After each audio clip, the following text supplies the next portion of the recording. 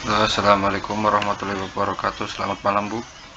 Kalian, nama saya Muhammad Ramin, NIM 411 2011 0004, manajemen klaim proyek. Slide kedua, klaim.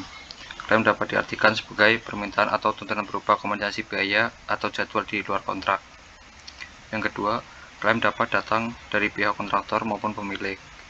Yang ketiga, pada umumnya klaim diselesaikan dengan cara negosiasi, jarang ditempuh proses arbitrase atau litigasi. Berikutnya, klaim versus change order. Persamaan klaim dan change order terjadi setelah kontrak ditandatangani. Untuk change order, lingkupnya telah diketahui terlebih dahulu, kemudian diproses pelaksanaan sesuai prosedur. Untuk klaim, subjek yang menjadi persoalan telah terjadi sehingga tidak mudah untuk mencari titik temu permasalahannya. Penyebab klaim: dokumen kontrak yang tidak jelas, faktor kelalaian penggunaan jasa yang berkaitan dengan pembayaran yang terdiri dari penggantian pekerjaan oleh engineer, penggunaan jasa terlambat atau ingkar membayar terkait pembayar akhir, keterlambatan pemberitahuan tanggal mulai pekerjaan oleh engineering kepada kontraktor, kelalaian dalam pemberian ganti rugi. Yang ketiga, tidak lengkap spesifikasi atau lingkup kerja. Yang keempat, faktor kegagalan kontrak memperbaiki cacat mutu yang terdiri dari pekerjaan yang cacat mutu, kegagalan menangani cacat mutu, kewajiban kontraktor memperjalan lapangan, kontraktor mengabaikan pekerjaan. Yang kelima, perbedaan interpretasi di antara pihak-pihak yang terlibat. Yang keenam, perubahan kontrak atau lingkup pekerjaan berbeda. Yang ketujuh, perbedaan perubahan kondisi lapangan. Yang kedelapan, keterlambatan dan faktor penyebabnya. Yang kesembilan, pekerjaan tambahan. Ke-10, percepatan atau penunggakan waktu proyek. Ke-11, perubahan aturan. Penanganan klaim. Dalam penanganan klaim ini, penyedia jasa boleh mengajukan tambahan waktu pelaksanaan atau tambahan kompensasi dari pengguna jasa, atau beberapa konsesi seperti pengurangan dari persyaratan teknis atau spesifikasi bahan. Yang kedua, lakukan antisipasi untuk mencegah terjadinya klaim, misalnya dengan dokumentasi, pemahaman kontrak, dan perencanaan yang matang. Yang ketiga, penggunaan jasa boleh klaim pembenahan dalam pengertian mengurangi nilai kontrak dan atau pencepatan atau penundaan dari pelaksanaan penyedia jasa. Perselisihan. Kontrak pada proyek konstruksi sangat rentan terhadap terjadinya perselisihan. Penyebab utamanya terjadi perselisihan adalah keterlambatan. Perselisihan yang terjadi di antara pihak-pihak yang terlibat dapat mengakibatkan terjadinya klaim. Perselisihan dan klaim memerlukan tambahan waktu, biaya, dan tenaga. Analisa klaim. Analisa klaim secara faktual, apa yang terjadi. Analisa secara hukum. Yang ketiga adalah analisa biaya. Penyelesaian perselisihan. Perselisihan bisa diselesaikan dengan cara negosiasi, mediasi, arbitrasi, litigasi. Negosiasi adalah cara penyelesaian yang hanya melibatkan kedua belah pihak yang bersengketa tanpa melibatkan pihak-pihak yang lain. Dilakukan dengan cara musyawarah untuk mufakat. Yang ketiga, umumnya kontraktor dan pemilik menunjukkan arsitek atau insinyur sebagai penengah, di mana kontraktor diminta untuk menunjukkan klaim pada insinyur sebagai negosiator. Yang keempat, keputusan yang diambil tidak mengikat.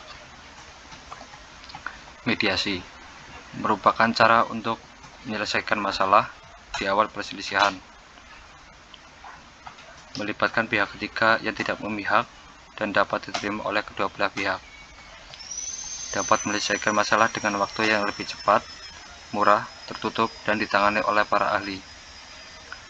Keputusan yang dihasilkan tidak mengikat. Arbitrase merupakan metode penyelesaian masalah yang dibentuk melalui kontrak dan melibatkan para ahli di bidang konstruksi yang tergabung dalam badan arbitrase. Penyelesaian lebih cepat dan murah dibandingkan dengan litigasi. Yang ketiga, dilakukan secara tertutup dan ditangani oleh para ahli. Litigasi adalah proses penyelesaian masalah yang melibatkan pengadilan. Proses ini sebaiknya dilakukan sebagai langkah akhir apabila cara-cara yang lain tidak dapat menyelesaikan masalah. Memerlukan waktu yang lebih lama dan biaya yang lebih tinggi. dan keputusan dari litigasi ini bersifat mengikat.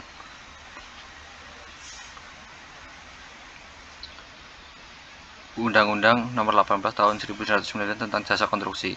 Penyelesaian sengketa. Pasal 36 ayat 1. Penyelesaian sengketa dapat dilakukan melalui pengadilan atau di luar pengadilan. Dan ayat 2. Penyelesaian di luar pengadilan tidak berlaku untuk tindak pidana. Ayat 3. Bila dipilih penyelesaian di luar pengadilan, gugatan melalui pengadilan hanya dapat dilakukan apabila upaya di luar pengadilan dinyatakan tidak berhasil. Undang-Undang Nomor 18 Tahun 1999 tentang Usaha Jasa Konstruksi Penyelesaian Sengketa. Pasal 37 ayat 1. Penyelesaian sengketa di luar pengadilan dapat ditempuh untuk masalah yang timbul dalam pengangkatan dan penyelenggaraan pekerjaan konstruksi serta dalam terjadi kegagalan bangunan. Ayat 2. Dapat menggunakan jasa pihak ketiga. Ayat 3. Pihak ketiga dapat dibentuk pemerintah dan atau masyarakat jasa konstruksi. Demikian dari tentang klaim. Dan yang kedua, etika dan kompetensi engineer serta profesional. Etika adalah studi yang mempelajari tentang karakteristik moral. Etika berhubungan dengan pilihan moral yang dibentuk oleh setiap orang dalam hubungan dengan orang lain. Mengapa perlu mempelajari etika engineering? Untuk membuat Anda lebih sensitif dan mementingkan isu-isu tersebut. Otonomi moral adalah kemampuan seseorang untuk berpikir kritis dan mandiri tentang isu-isu moral dan menerapkan pemikiran moral ini pada situasi yang timbul dalam praktek karir profesional di bidang engineering. Apa yang dimaksud dengan perilaku etis? Perilaku etis adalah perilaku yang diterima sebagai baik atau benar sebagai kebalikan dari jelek atau salah. Suatu tindakan yang tidak melanggar hukum tentu tidak termasuk etis dalam situasi tertentu. Cara pandang perilaku etis terdiri dari utilitarian, individualisme, moralistic views. Apa itu profesi? Pekerjaan yang membutuhkan pengalaman, keterampilan, menggunakan keputusan dan penggunaan kebijaksanaan. Pekerjaan tersebut juga tidak secara rutin dan tidak dapat diotomatisasi. Keanggotaan dalam profesi membutuhkan pendidikan formasi intensif, bukan sekedar kursus atau magang.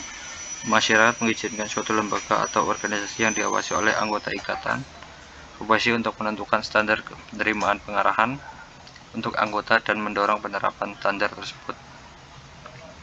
Ciri-ciri profesi: adanya pengetahuan khusus, adanya kaidah dan standar moral yang sangat tinggi, mengabdi pada kepentingan masyarakat, ada izin khusus untuk bisa menjalankan suatu profesi. Kaum profesional biasanya menjadi anggota dari suatu organisasi profesi.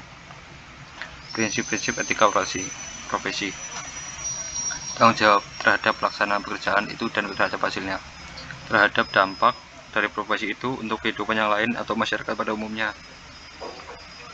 Profesi engineer.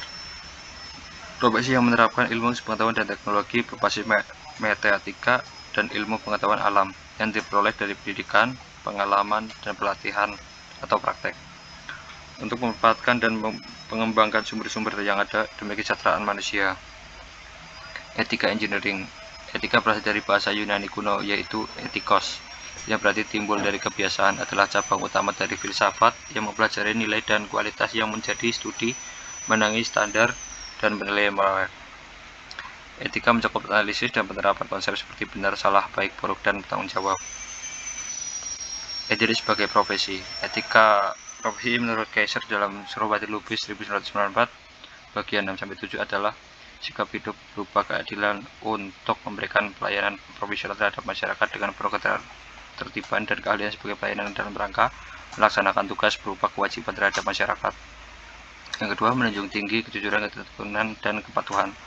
Yang ketiga, mengedepankan keadilan dan kebijaksanaan. Yang keempat, mengutamakan kepentingan masyarakat. Yang kelima, dengan sadar mengoperasikan pengetahuan ide profesi dan pelayanan publik.